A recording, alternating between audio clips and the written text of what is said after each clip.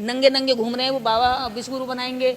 जो कुछ साध्वियाँ जिन्होंने पूरे कपड़े ही त्याग दिए वो भी अश्लीलता सड़कों पे फैलाती फिर कि ये विश्वगुरु बनाएंगे। कुछ लोग 12 साल से हाथ ऊपर करके बैठा है तो कह रहा है कि मैं उससे विश्वगुरु बन जाएगा। इससे समाज का क्या भला है, इससे देश का क्या भला है। 1 लाख लोग दिखा रहे हैं वहाँ पे जो बिना कपड़ों के, जिनको नांगा बाबा कहा गया, वो वहाँ पे नहा रहे हैं। उनके नहाने से देश का क्या भला हुआ? नहीं, मैं तो प्रैक्टिकल बोल रही हूँ। आप बताइए ना, किसी के पास सवालों का जवाब है तो दीजिए। मैं तो सवाल कर रही हूँ। तो उनको मोक्ष मिलने से किसी भूखे को रोटी कहाँ मिली? उनको मोक्ष मिलने से उस बच्चे के हाथ में किताब कहाँ आई जो कोर्स के लिए, किताब के लिए उसकी माँ रात दिन 20-20 ईंटें सर पे लेकर के मजदूरी कर रही है, 4-4 मंजिल चढ़ रही है। तो उस बच्चे के हाथ में किताब कहाँ आई? उन भूखों के मुंह वाले कहाँ लगे? मैं तो विज्ञान की भाषा बोल रही हूँ, मैं तो अधिकारों की भाषा बोल रही हूँ। आप इसको किसी की भी भाषा कह सकते हैं। और रही बात, गिद्धों को लाशें नजर आई, जिसकी जैसी नीयत। आपने लाशें बिछा दी, आपने लाशें बिछा दी, आपने लोगों को मरवा के अपने बाबाओं से कहला दिया कि मोक्ष प्राप्त हो गया।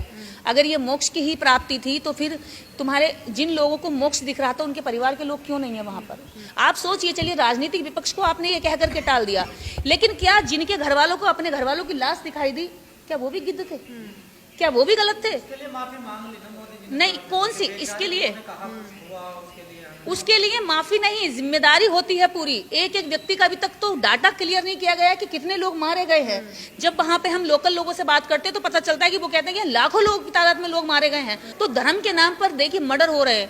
और इस देश को जो धर्म का अफीम चटाया जा रहा है ना, ये धर्म का अफीम धीरे धीरे लोगों के नसों में डाला जा रहा है, ताकि समाज, ताकि देश, ताकि नागरिक मुद्दों पे बात न करे, शिक्षा पे बात न करे, सही राजनीति पे बात न करे। सरकारों में जो बैठे हुए जो गिद्ध टाइप के लोग हैं, जो जनता के मुद्दों को निगल रहे हैं, जो जनता की शिक्षा को निगल रहे हैं, बच्चों के निवालों को निगल रहे हैं। इस देश में आज भी 22 से 23 करोड़ लोग, जो हंगर इंडेक्स है उसमें इतने करोड़ लोग भूखे सोते हैं, 22 करोड़ लोग भूखे सोते हैं। उनकी रोटी का इंतजाम आप कब कर रहे हैं? देखिए, एक योगी की भाषा जो कह रहे हैं कि मैं धार्मिक गुरु हूँ, उनकी भाषा में अगर सुअर है, गिद्ध है, लाशें हैं, और लोगों को चुनौती नहीं देते, लोगों को सही रास्ता बताने की बजाय धमकी देते हैं। अगर किसी ने कोई भी शब्द बोला तो कार्रवाई की जाएगी, गुंडों को जेल पहुंचा दिया जाएगा, बटोगे तो कटोगे। ये भाषा कोई आपको लगता है किसी संत की हो सकती है? नहीं, तो संत से पहले अगर सीएम है तो फिर सीएम से पहले क्या थे वो? और फिर अपने आप को संत कह करके जगह जगह क्यों प्रचारित करते हैं? अपने नाम के आगे योगी क्यों लिखवाते? सीधा सीएम कहना चाहिए ना, जबकि उनके पक्षधर हमेशा सीएम के पहले योगी सीएम लिखते हैं, योगी आदित्यनाथ लिखते हैं। हाँ, पर दीदी, तो आप लोग बुद्ध विहार बचाने की बात करने चढ़ने दी जाती है, मार के बारात को भगा दिया जाता है। देखिए आप क्या किस तरफ जा रहे हैं? देखिए, जो मार के बारात को भगाया जाता है ना, उसके पीछे कहीं ना कहीं जो पिटकर भाग रहे हैं उनकी भी गलती है। मैं आज यहाँ पे एक, तो क्या दुल्हन लट चलाए जाते हैं? देखिए, दूल्हा लट नहीं चला सकता, दुल्हन भी लट नहीं चला सकती अभी। लेकिन अगर मैं जैसे समाज की कल्पना कर रही हूँ, जैसे समाज को मैं सोच रही हूँ, उस समय पे दुल्हन भी लट चलाएगी और दूल्हा भी चलाएगा। और ये कोई किसी को नुकसान पहुंचाने के लिए नहीं, अपना नुकसान बचाने के लिए चलाना पड़ेगा। आप हमेशा ब्राह्मणों को कर रहे हैं। मैंने तो भी नाम ही नहीं लिया, मैंने तो नाम ही नहीं लिया किसी ब्राह्मण का, किसी जाति का। अपने लोग देखिए, मैं कह रही हूँ ना, ओबीसी को लग रहा है कि वो धर्म बचा रहा है, लेकिन उसे ये नहीं पता कि उसका कुछ नहीं बच रहा है। वो सदियों से यहाँ पर सबसे ज्यादा शोषित है। अगर सही बात कही जाए तो शूद्र वर्ण जो कहा गया है, वो शूद्र वर्ण कोई अनुसूचित जाति या जनजाति नहीं है, वो शूद्र वर्ण ये ओबीसी के लोग हैं।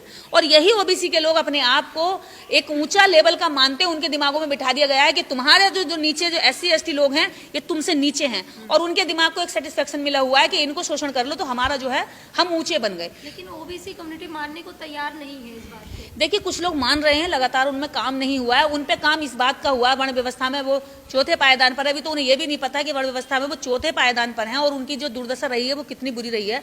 अगर बाबा साहब डॉक्टर अंबेडकर इनकी लड़ाई नहीं लड़ते, या देश के अंदर ज्योतिबा फूले, सावित्रीबाई फूले या पेरियार ये और बहुत सारे महापुरुष इन पे काम नहीं करते, तो इनमें जो थोड़ी बहुत अभी एनर्जी बची हुई है ना अपने अधिकारों के लिए, ये भी नहीं बचती।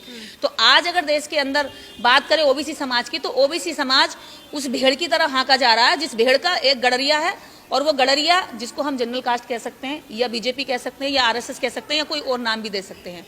तो ऐसी विचारधारा से वो हाँका जा रहा है, और ये हाँकी गई भेड़ें कई बार जो है सोचती हैं कि मैंने सर मार दिया किसी कमजोर बकरी को तो मैं बहुत बड़ी शेर बन गई, तो भेड़े शेर नहीं बनती है मारकर। और रही बात इस देश के अंदर ओबीसी के अधिकारों की, तो ओबीसी के अधिकारों की भी अगर लड़ाई लड़ता है तो पहल जो करता है वो एससी समाज का व्यक्ति करता है।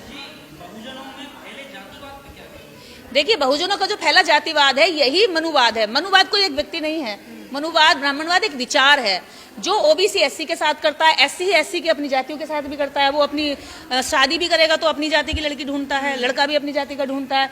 तो मैं किसी व्यक्ति की बात नहीं कर रही हूँ, जो विचार है वो विचार एक कोड़ की तरह रिस रहा है और वो सब में फैल चुका है, और वो निकालने के लिए हम इसीलिए तो काम कर रहे हैं एससी ओबीसी में, ताकि उनमें फैली हुई बुराइयों को कम करें। दुश्मन को कोसने से ज्यादा बेहतर है कि अपने ऊपर जो कीचड़ लगा उसको तो धो लो पहले। बोध गया में जो लोग पिंडदान करने जाते हैं, जिनकी मान्यता है, जो उसको भी मानते हैं, वहाँ लोग आस्था का विषय है, तो उसमें भी ज्यादातर आपके समाज के लोग आते हैं। देखिए, ऐसे में ये लड़ाई तो आमने सामने की हो गई। ये तो आप पूरे उसके दावे के साथ नहीं कह सकते कि मेरे समाज के लोग आते हैं।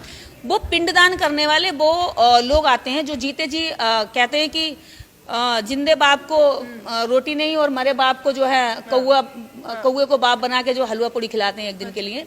तो ये तो वो लोग हैं, और वो कोई भी हो सकता है, वो मेरी जाति के लोग या मेरे समाज के लोग।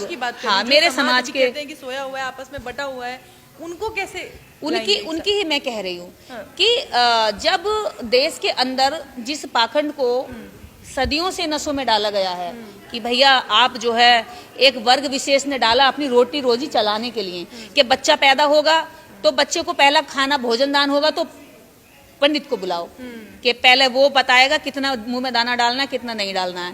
फिर उसके बाद वो बच्चा पूरा जीवन तक शादी करेगा, ब्याह करेगा, कोई संस्कार करेगा तो फिर चून मंगों को बुलाओ, यानी वो चून लेंगे और अपना काम करेंगे और फिर आपको बता के जाएंगे। तो वो उनको ये घमंड भी है कि भाई तुम चाहे 10 लाख का, 50 लाख का, 1 करोड़ का मकान बना लो, लेकिन एंट्री तुम हमसे करवाओगे, क्योंकि तुम हमसे बिना डेट पूछे उसमें एंटर नहीं करोगे। तो यही घमंड उनको ये है कि अगर तुम मर भी गए